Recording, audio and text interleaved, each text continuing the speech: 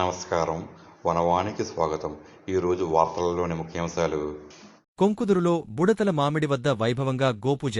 తూర్పుగోదావరి జిల్లా బిక్కవోలు మండలం కొంకుదురు గ్రామంలో బుడతల మామిడి వద్ద గురువారం ఘనంగా గోపూజ నిర్వహించారు.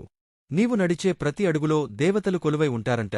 నీ దర్శనం, నీ పూజ మా పాపాలను కడిగేను తల్లి, మా పూజలు అందుకో గోమాత, నీకు వందనమంటూ ఈ పూజ కొవ్వూరి మూలారెడ్డి భార్య సుశీల మరియు తల్లి అనసూయ యజ్ఞకర్తలుగా నిర్వహించిన ఈ పూజలో భాగంగా బ్రహ్మశ్రీ రమణ శర్మ ఆధ్వర్యంలోని పౌరోహితులు ముందుగా గోవులను శుభ్రపరిచి, అలంకరించి, ధాన్యం, గడ్డి వంటి వివిధ నైవేద్యాలు సమర్పించి ప్రదక్షిణ చేసి వేదమంత్రాలతో ఈ గోపూజ నిర్వహించారు.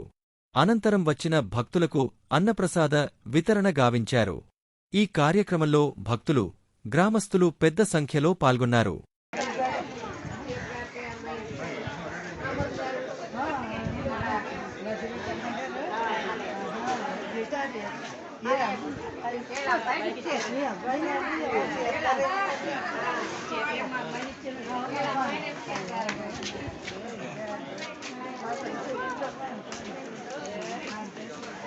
శంకర అరహర శంకర, జయ జయ శంకర అరహర శంకర. శ్రీ కొవ్వూరి మూలారెడ్డి గారి భార్య కొవ్వూరు సుశీల గారు గోదానం వేళ చేశారండి. ఈ గోదానం గవాం అంగాషు తిష్టంతి, సమస్తమైనటువంటి గోవుల యొక్క శక్తి ఈ భువనములన్నీ కూడా, అంటే ఈ మొత్తం భువనాలు 14 భువనాలు కూడా గోవు యొక్క శరీరంలో ఉంటాయిటండి. సమస్త దేవతలు గోవు యొక్క శరీరంలో ఉంటారు. కాబట్టి ఇటువంటి గోవుని దానం చేస్తే నమో బ్రహ్మణ్యదేవాయ గో బ్రాహ్మణ హితాయ చ, గోవులంటే భగవానుడికి చాలా ప్రీతి. అంత ఇష్టమైనటువంటి వస్తువుని దానం చేస్తే యమనందు మనిషికి సమస్తమైనటువంటి భోగములు కలుగుతాయని, సమస్తమైనటువంటి విషయములు సాధకనవుతాయని మనకి వేదం చెబుతుందండి.